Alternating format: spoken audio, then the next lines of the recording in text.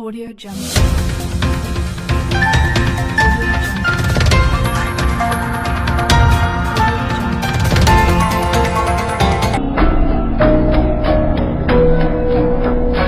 ये है कानपुर और इसके बाहरी इलाके से सटा कानपुर देहात उत्तर प्रदेश का दूसरा सबसे बड़ा जिला।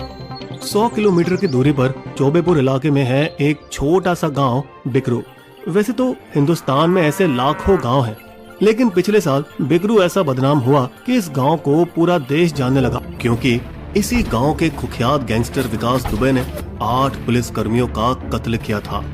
शुक्रवार शनिवार की रात तारीख 3 से 4 जुलाई 2020 रात के करीब 1:45 बजे कमांडिंग ऑफिसर देवेंद्र मिश्रा के नेतृत्व में 25 पुलिस वालों की एक टीम कथित तौर पर यूपी के खतरनाक माफिया विकास दुबे का एनकाउंटर करने के लिए एक टॉप सीक्रेट ऑपरेशन पर थे। जैसे ही वो दुबे के घर के करीब पहुंचे, एक अर्थ मूवर जेसीबी के आगे रास्ता रोके हुए थे। घने अंधेरे में अब पैदल आगे बढ़ने के अलावा कोई और उपाय नहीं था, लेकिन वो एक बिछाए जाल में फंस रहे थे। दुबे और उसके 60 गैंग मेंबर जेसीबी के दोनों ओर छतों पर ताक लगाए बैठे थे, गोलियों से उनका स्वागत करने के लिए। जैसे ही पुलिस करीब आई, मौका देख अंधाधुंध गोलियां बरसाई। मारो सालों को! देवेंद्र मिश्रा दीवार की आड़ में छुपने में कामयाब रहे और फौरन बिठूर पुलिस स्टेशन को SOS भेजा। हमें मदद की जरूरत है अभी। उनको एक घर का खुला दरवाजा नजर आया, वो उसकी तरफ दौड़े। घायल और खून से लथपथ मिश्रा दंग रह गए। दुबे साला पागल हो गया है, पुलिस पर गोली चला रहा है। क्या वो जानता नहीं इसका अंजाम क्या होगा? लेकिन दुबे का काम अब तक खत्म नहीं हुआ था। मामला कुछ पर्सनल था। मुझे लंगड़ा पुकारता था ना, अब तू कितना चल पाएगा वो बता। हर बार की तरह दुबे जानता था कि इस बार भी वह बच निकलेगा, अपने राजनीतिक कनेक्शन की ताकत पर। बस कुछ समय तक उसे किसी की नजर में नहीं आना होगा, और वो रात के अंधेरे में गायब हो गया। आइए मिलवाते हैं जवान विकास दुबे से। एक नंबर का बदमाश था ये बिकरू गांव का, निकम्मा, हमेशा कुछ ना कुछ गुंडागर्दी और मारपीट में लगा रहता। लेकिन इस सड़क छाप की किस्मत बदली जब एक रोज उसने पड़ोस के गांव के कुछ पिछड़ी जाति के लड़कों को बुरी तरह से पीटा। दूसरे पक्ष के लोग थाने में रिपोर्ट लिखवाने पहुंचे, जिसकी पूछताछ करने के लिए विकास को उसके घर से उठवाया गया। दुबे की गिरफ्तारी की खबर वहां के कांग्रेस विधायक नेकचंद पांडे के कानों तक पहुंची। नेताजी, पुलिस ने हमारे एक लौंडे को उठाया है। आपके राज में ब्राह्मण पर अत्याचार कैसे हो सकता है? शायद ये लड़का इस इलाके में ठाकुरों के दबदबे को कम करने के काम आ सकता है। आगे बढ़ने से पहले ग्रामीण इलाकों में जाति धर्म की मालूमात हासिल कर लेना बेहतर होगा। ब्राह्मण, जिनके उपनाम होते हैं दुबे, चौबे, पांडे, मिश्रा, त्रिवेदी, तिवारी इत्यादि, आमतौर पर कभी झगड़े फसाद में नहीं पड़ते। वे शिक्षित और पंडिताई पेशे में मिलते हैं। वही ठाकुर, सिंह और राय जैसे जमींदार या यादव, जो कि पारंपरिक रूप से दूध बेचने वाले या खेती बाड़ी करने वाले किसान होते हैं, जो दादागिरी और मार पिटाई करते आए हैं। जबकि बनिया, जिनके उपनाम गुप्ता और अग्रवाल हैं, वो बिना अपने हाथ गंदे किए पैसों द्वारा अपने हित के लिए बाकी का इस्तेमाल करते हैं। समझो किंग मेकर है वो। तो विकास, जो नाम से दुबे था, यानी ब्राह्मण, पर काम से था पक्का गुंडा। एक ऐसा जोड़ जो कभी कभार ही मिलता है। कौन है चौबेपुर का इंचार्ज? लगाओ से फोन। हेलो, विधायक नेकचंद बोल रहे हैं। जी नेताजी। विकास दुबे नाम का कोई लौंडा आपने उठाया है क्या? जी हाँ सर जी। अपना लड़का है, रपट लिखवाई क्या? अभी नहीं। अच्छा, बहुत बढ़िया किए हो। FIR होनी भी नहीं चाहिए दरोगा जी। छुटकी जाति के लोग अब शिकायत लिखवाएंगे। दफा करो लोगों को। जो हुक्म सर जी। जिन्हें ब्राह्मणों से बात करने तक का हक नहीं, वे चले FIR ठोकने। वाह भाई वाह। जी सर जी। और ठीक ऐसा ही हुआ। विधायक नेकचंद का साथ पाकर विकास दुबे की हिम्मत और बढ़ गई। अकेले पूरी बारात को लूटा, उनको ये बताकर कि बाकी की गैंग बस के आसपास की झाड़ियों में छिपी बैठी है। उसकी हिम्मत देख कई बदमाश उसकी ओर आकर्षित हुए और जल्द ही उन्होंने अपने अच्छे दोस्त राजू निगम के साथ एक मोटरसाइकिल गैंग बनाई, जिसका नाम उस बाइक पर रखा गया जिस पर वो सभी सवार थे, बुलेट गैंग। खुद को अब बड़ा शक्तिशाली समझते हुए उसने झुन्ना बाबा का कत्ल किया। अपने ही बिकरू गांव का एक नागरिक, कहा जाता है, उसकी 18 बीघा जमीन पर कब्जा करने के लिए। जब बाबा के परिवार ने पुलिस से शिकायत की, तो रात के अंधेरे में एक नकाबपोश ने घर में घुसकर शिकायतकर्ता को धमकाया। भैया पर FIR लगाएगा? प्यार नहीं क्या तुझे अपने जीवन से? बाबा जी के पास भेजो क्या? अब क्या लड़ पाते वो लोग। माफ करिए थानेदार साहिब, लगता है कोनो गलतफहमी हुई थी, मैं अपनी शिकायत वापस लेता हूँ। पुलिस वाला मुस्कुराया, मानो वो जानता था कि क्या आप बीती है। देखिए, बात यह है कि चौबेपुर इलाके की ज्यादातर पुलिस ब्राह्मण थी। जब पुलिस भी उनके पक्ष में थी तो उसे कौन रोक सकता था। दुबे जुर्म पर जुर्म करता गया, वसूली का धंधा जमाया और जिस किसी ने हिचकिचाहट दिखाई उसको मिला मुक्का। जब भी उसे हवालात में डाला गया, ऊपर से कॉल आया और वो जेल से बाहर। मगर पुलिस के अलावा दुबे को सत्ता की छाया की भी जरूरत थी। इसलिए सियासती रुख बदलता देख दुबे ने कांग्रेस को छोड़ जनता दल के हरि किशन का हाथ पकड़ा, जो 1989 में वीपी सिंह के दम पर सत्ता में आए, जिसने बोफोर्स तो भ्रष्टाचार घोटाले में राजीव गांधी की कथित भागीदारी के खिलाफ अभियान चलाया था। दुबे का नई पार्टी में दबदबा जारी रहा और वो बंदूक की नोक पर अवैध संपत्ति और धन इकट्ठा करता रहा। हालांकि हरि किशन ने 2 बार पार्टियां बदली, पहले बीजेपी और फिर बसपा में, जब भाजपा के मौजूदा विधायक होने के बावजूद उन्हें टिकट नहीं मिला, और एक कड़वा चुनाव लड़े उसी शख्स के खिलाफ जिसने उसे टिकट लेने से रोका था, भाजपा के संतोष शुक्ला। जीत के बाद विकास दुबे ने हरि किशन की ओर से जुलूस निकाला, जब विद्रोही ने 1996 चौबेपुर विधानसभा चुनाव 1200 मतों के छोटे अंतर से जीता। लेकिन माहौल खराब हुआ जब दोनों गुटों के बीच लड़ाई छिड़ गई। उसी हाथापाई में दुबे ने हारे हुए उम्मीदवार संतोष शुक्ला के भाई लल्लन वाजपेयी को बुरी तरह से पीटा। हालांकि तख्ता पलट करते हुए उसी साल लल्लन वाजपेयी अपने भाई के समर्थन से नगर पंचायत अध्यक्ष बने। अब लल्लन वाजपेयी ने भी वसूली करना शुरू किया। दुबे तो पहले से ही इसमें लगा हुआ था, लेकिन 2 गुट एक ही शख्स से कैसे पैसे वसूल कर सकते हैं? इस मुद्दे पर कई झगड़े हुए, क्योंकि दुबे का मानना था कि वाजपेयी उसके इलाके में दखल दे रहा था और वाजपेयी का मानना था कि अब उसे भी वसूली का हक था। 1999 में बॉलीवुड फिल्म अर्जुन पंडित रिलीज हुई, जिसकी कहानी कई जगहों पर दुबे की जिंदगी से मिलती जुलती थी। जैसे कि कैसे उसे प्यार हो गया उसके सबसे अच्छे दोस्त और साथ ही गैंगस्टर राजू निगम की बहन से, जिसके घर वो अक्सर जाया करता था, और कैसे वो बंदूक की नोक पर उसने राजू के घर से ऋचा को अगवा किया और उससे शादी की, और कैसे 1997 में हुई घटना के बाद राजू ने विकास से पूरी तरह से नाता तोड़ दिया, मानो डायरेक्टर ने ही उसकी कहानी को पर्दे पर रचाया हो। बताया जाता है कि दुबे ने 100 से ज्यादा बार ये फिल्म देखी, जिसके बाद लोग उसे पंडित के नाम से पुकारने लगे। लेकिन दुबे ने क्रूरता की हद तब पार करी जब उसने अपने प्रिंसिपल सिद्धेश्वर पांडे की हत्या की, ठीक उसी स्कूल में जिसमें वो पढ़ता था। बोलो विकास, बड़े होकर क्या बनना चाहते हो? कभी नहीं सोचा था कि तुम इतने घटिया गैंगस्टर बनोगे और मुझे ही धमकाओगे। ये हमारा धंधा है प्रिंसिपल साहब, पर्सनली ना लो।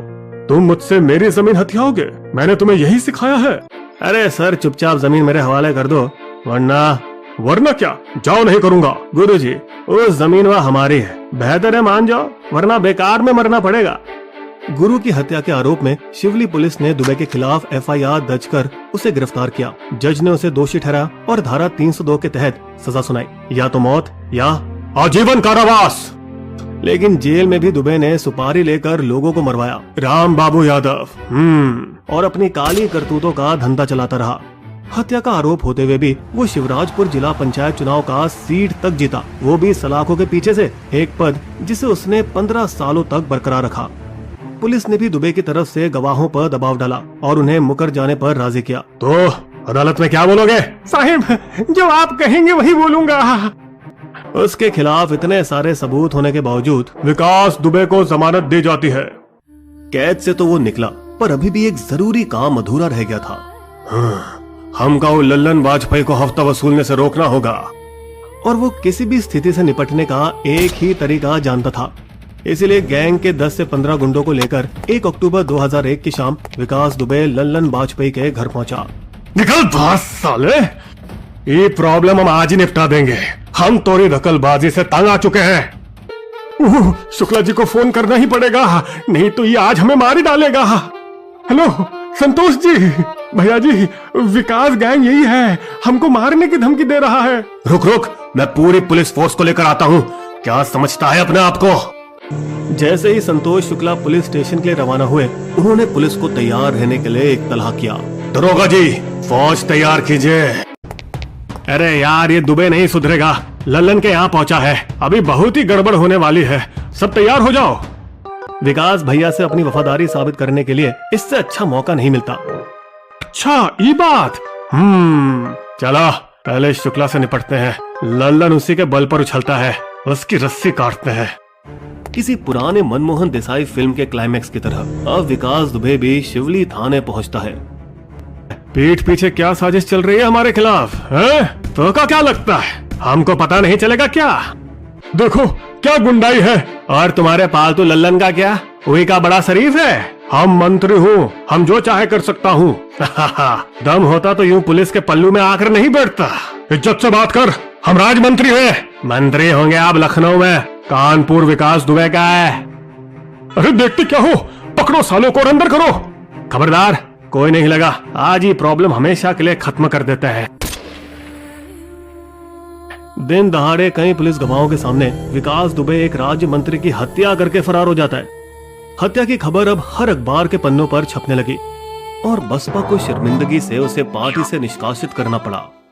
लेकिन ये सब दिखावा था, क्योंकि जब 2002 में उसने आखिरकार आत्मसमर्पण किया तब उसके साथ बसपा के कई नेता मौजूद थे।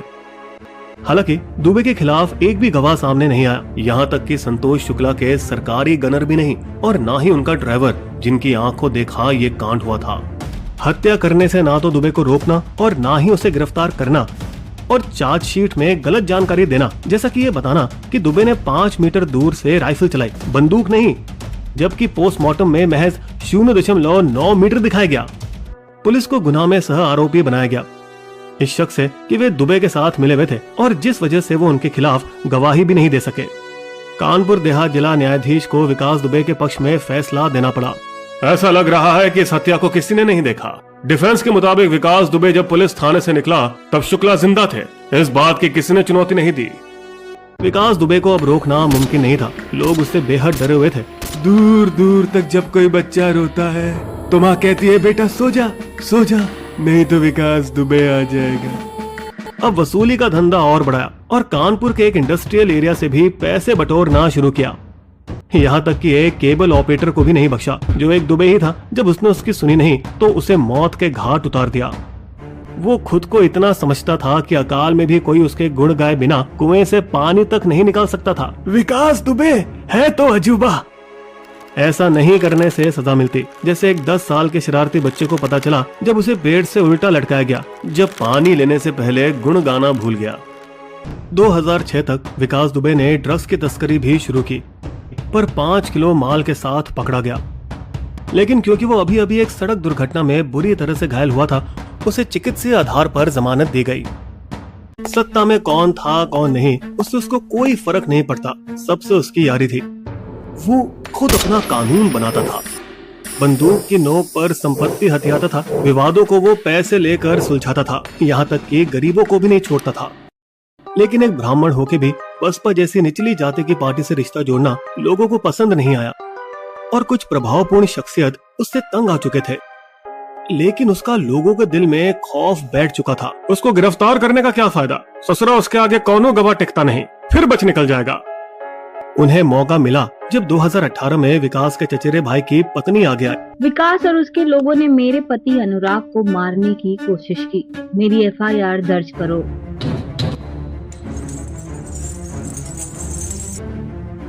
इस बार विकास को जमानत मिलने में पूरे 18 महीने लगे और एक बार फिर पुलिस की कोशिशें नाकामयाब रही। फिर जुलाई 2020 में विकास के साले राहुल तिवारी ने एक और FIR दर्ज की। विकास ने मुझे मारा और मेरा अपहरण करने की धमकी दी जब मैंने अपनी जमीन उसके हवाले करने से इनकार कर दिया।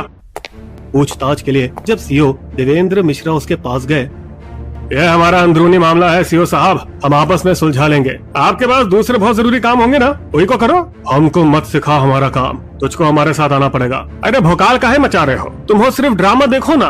वाह, तुम जुर्म पर जुर्म करते रहो और हम देखते रहें, तू ही रोकेगा मुझे। तोहरे को पता है ना, तुम विकास दुबे से बात कर रहे हो, कई पुलिस वाले मेरे वफादार हैं, तू भी बोल अपनी कीमत।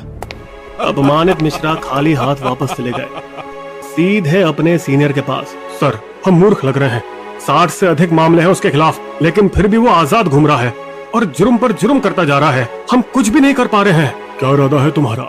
एनकाउंटर सर, उसको रोकने का बस यही तरीका है। 2020 के बीच का वक्त था जब पुलिस ने विकास दुबे के एनकाउंटर की योजना बनानी शुरू की। 25 अफसरों की एक टीम बनाई गई। उसके गैंग का कोई भी आदमी जिंदा नहीं बचना चाहिए, सबको मार दो। लेकिन हमेशा की तरह दुबे को इसकी खबर पहले ही मिल चुकी थी। वो हरामी, मैं उन सबको सबक सिखाऊंगा। सर, जल्दी से निकल जाओ, नहीं, यही सही बखत है। इसके बाद कोई भी विकास दुबे पर हाथ उठाने की जरूरत नहीं करेगा। भैया पुलिस को अपना दुश्मन मत बनाओ, पहले से ही आपके बहुत दुश्मन है। तोरे को क्या हमको भैलाने के लिए भेजा है? अपना बकवास अपने पास रखो, हम वही करूंगा जो हमें ठीक लगता है। ठीक है भैया जी, जैसा आप उचित समझे। अपने एनकाउंटर का मुकाबला करने की प्लानिंग के लिए विकास दुबे को 5 घंटे की चेतावनी काफी थी। आने दो पुलिस को, कफन पहनाई के वापस भेज देंगे। एनकाउंटर टीम के जाने के बाद एक पुलिस वाले ने चौबेपुर पावर स्टेशन को फोन किया। बिकरू गांव में ठीक 12:50 पर बिजली बंद कर दी जाएगी, समझे? पुलिस टीम का बिकरू गांव पहुंचने से पहले सारे इलाके में अंधेरा छा गया था।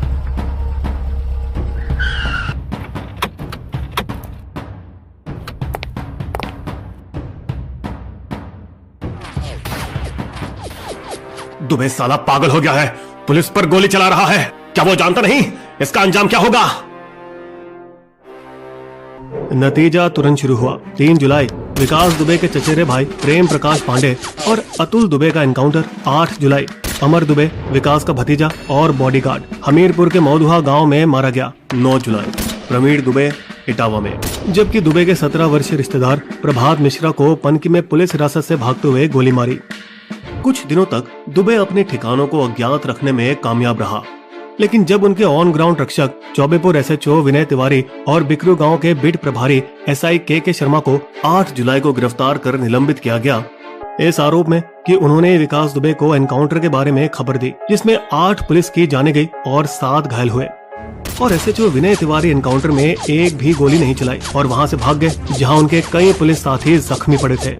विकास दुबे को पता था कि अब वो कानपुर में सुरक्षित नहीं और वो शहर से भाग निकला और मध्य प्रदेश के उज्जैन महाकालेश्वर मंदिर के भीड़ भाड़ परिसर में खुद को आत्मसमर्पण करने का वक्त चुना, जहां कोई एनकाउंटर संभव नहीं था। चेहरा छिपाने की भी जहमत नहीं की और मंदिर में एक फूल बेचने वाले सुरेश माली ने उसे आसानी से पहचान लिया, जिसने पुलिस को सूचित करके उसकी पुष्टि भी की।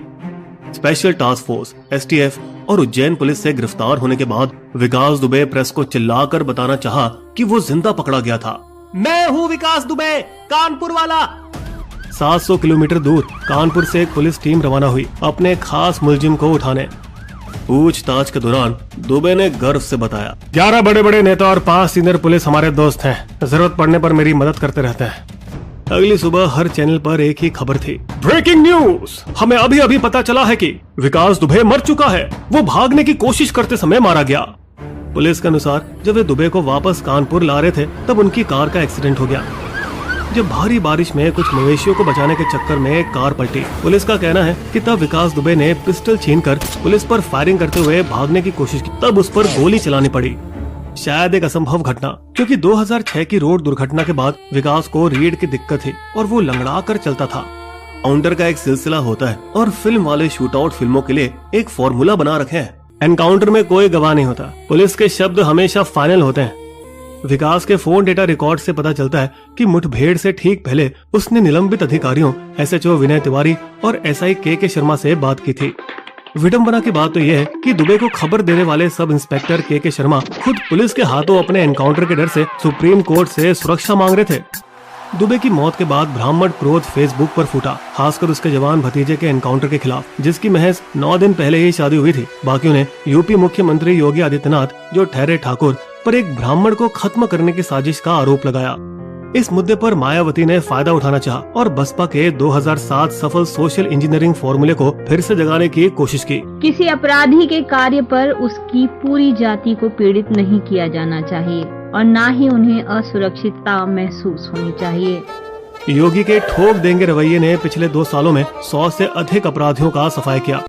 70 तो सिर्फ पश्चिमी यूपी में। 48 वर्षीय विकास दुबे 2016 में खत्म होने वाला 119वां अपराधी बना और 19 और मोस्ट वांटेड अपराधियों की एक लिस्ट पुलिस के पास तैयार है। हालांकि खुद को बिकरू का गब्बर और शिवली का डॉन की बड़ी छवि देने के बावजूद हकीकत में विकास दुबे एक छोटा मोटा गैंगस्टर ही था, जिसका दबदबा कानपुर देहात के 2 क्षेत्रों तक ही सीमित रहा।